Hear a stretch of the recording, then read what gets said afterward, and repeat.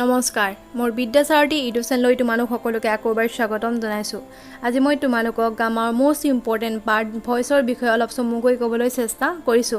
আশা কৰোঁ তোমালোক সকলোৱে বুজি পাবা। সো দেৰি নকৰি ভিডিঅ'টো ষ্টাৰ্ট কৰো আহা। ভয়েস নো কি? Voice a verb may tell us about what a person or a thing does. Voice মানে অসমীয়াত কয় বাক্য। আমি কথা কওঁতে আমাক দুই ধৰণে প্ৰকাশ কৰিব পাৰো। একে অৰ্থ থকা বাক্যক আমি অন্তত দুই ধৰণে প্ৰকাশ কৰিব পাৰো। ধৰি লোৱা এটা উদাহৰণ লোৱা নিজৰ ভাষাত। তেওঁ কিতাপখন টেবুলত থলে। এই বাক্যটোকে যদি আমি অৰ্থ সালনি নোহোৱাকৈ তেওঁৰ দ্বাৰা কিতাপখন টেবুলত থোৱা হ'ল এনেকৈ ক'ব পাৰো। কিন্তু কোৱা ধৰণটো সলনি হ'ল যদিও বাক্যটো অৰ্থ একে থাকিল নহয়নে? এতিয়া এই বাক্যটোক কি বুলি কোৱা হয়? যেতিয়া আমি এতিয়া অসমীয়াত কম সক্ৰিয় নিষ্ক্ৰিয়। এক্টিভ মানে সক্ৰিয়, পেছিভ মানে নিষ্ক্ৰিয়। এতিয়া আমি এতিয়া ভয়েস কৰিবলৈ যাওঁতে এই সক্ৰিয় আৰু নিষ্ক্ৰিয়, এক্টিভ আৰু পেছিভ ভয়েস এই দুইটা জানিব লাগিব। এক্টিভ নো কি, পেছিভ নো কি তাক আমি ভালকৈ জানিব লাগিব। How to define a voice. যদি ভয়েসটো ডিফাইন কৰিবলৈ কয় তেতিয়া আমি কেনেকৈ বুজিব লাগিব?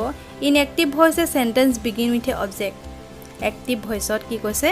বিগিন সেন্টেন্সটো সাবজেক্ট ৰূপে বিগিন হয় মানে স্টাৰ্ট হয় বুলি কৈছে। The teacher has punish the boy. এইটো এক্টিভত আছে। In passive voice a sentence begin with a object. আৰু পেছিভ ভয়েসত কি হয়? দ্য বয়টো সাবজেক্ট ৰূপে ব্যৱহাৰ হয়। হেতুকে কৈছে the boy has been punish by the teacher. Active ভয়েসৰ সাবজেক্টটো অবজেক্ট হৈ যায় আৰু অবজেক্টটো সাবজেক্ট হৈ যায়। গতিকে এতিয়া আমি how to make a passive voice, এতিয়া আমি কিছুমান ৰুল থাকে। এই rule for change of voice change কৰোঁতে কিছুমান ৰুল থাকে। এই ৰুলখিনি আমি জানিব লাগিব কি হয়। এতিয়া কৈছে the passive voice of an active voice is form by using the verb to be. However the original active verb must be converted into past participle. মানে এক্টিভ ভয়েসৰ অবজেক্টটো পেছিভ ভয়েসৰ সাবজেক্ট হৈ বহে। মই ক'লোৱেই এক্টিভ ভয়েসৰ সাবজেক্টটো পেছিভ ভয়েসত বাই প্ৰিপজিশ্যনৰ অবজেক্ট হৈ বহে। আৰু কি হয়? পেছিভ ভয়েসত এক্টিভ ভয়েসৰ ট্ৰেনজিটিভ ভাৰ্বটো পাষ্ট পাৰ্টিচিপল ব্যৱহৃত হয় আৰু তাৰ আগত এক্টিভ ভয়েসৰ ভাৰ্বৰ টেন্স আৰু পেছিভ ভয়েসৰ সাবজেক্টৰ নাম বা পাৰ্চন অনুসাৰে বি ভাৰ্বৰ নিৰ্দিষ্ট ৰূপ এটা বহে। তোমালোকে বুজি পাইছা চাগে মই কি কৈছোঁ?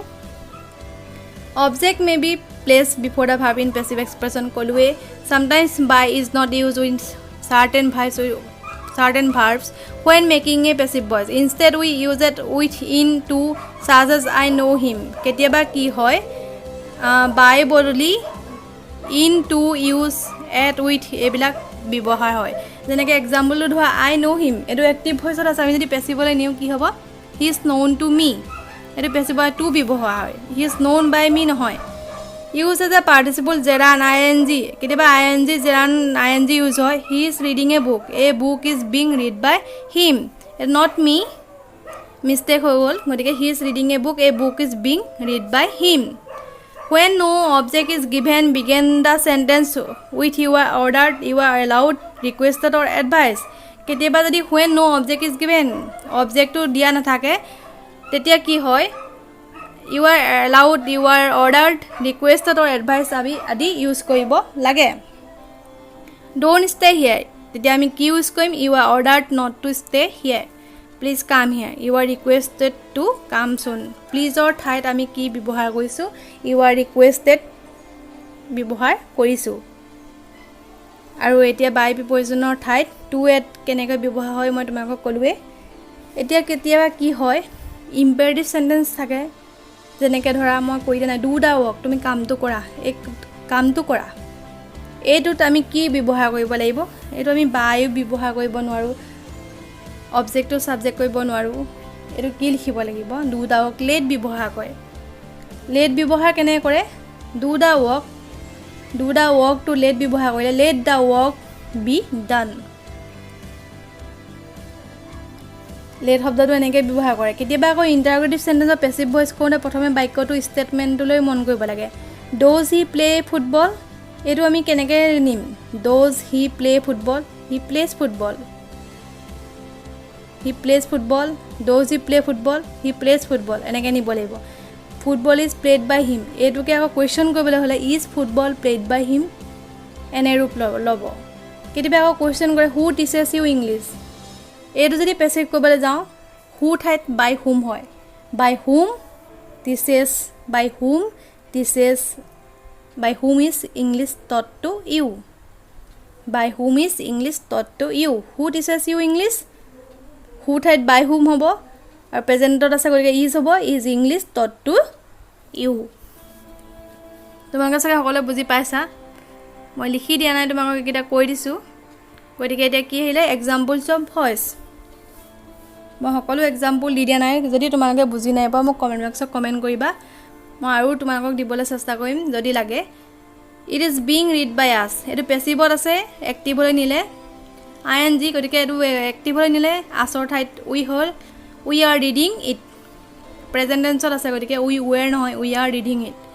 হি হেড কমিটেড এ মিষ্টেক, এইটো এক্টিভত আছে, পেচিভলৈ নিলে কি হ'ব a mistake had been committed by him.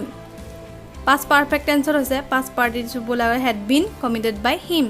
Why did the she break the garden wall, এক্টিভত আছে, পেচিভলৈ নিলে কি হ'ব হোৱাইটো ঠাইত হোৱাই হ'ব, যেতিয়া কুৱেশ্যন কৰিছে by why was the garden wall broken by her. The students were লাফিং এট দ্য অল্ড মেন, এইটো এক্টিভত আছে, এইটো কি হ'ব ING লগাব লাগিব। The old men was being, ING থাকিলে বিং হ'ব, the old men was being laughed at by the students. Can we send this big parcel by air, এইটো এক্টিভত আছে, পেচিভলৈ নিবলৈ কি ক'ব লাগিব can this big parcel B send by air. চ' তোমালোকে বুজি পালা, মই এক্সাম্পল 5টাই দিছোঁ, যদি আৰু এক্সাম্পল লাগে তোমালোকক মই আৰু দিবলৈ চেষ্টা কৰিম, যদিহে লাগে তোমালোকে মোক প্লিজ কমেণ্ট বক্সত কমেণ্ট কৰিবা। চ' আজিলৈ thank you, check description, please like share and subscribe, ধন্যবাদ।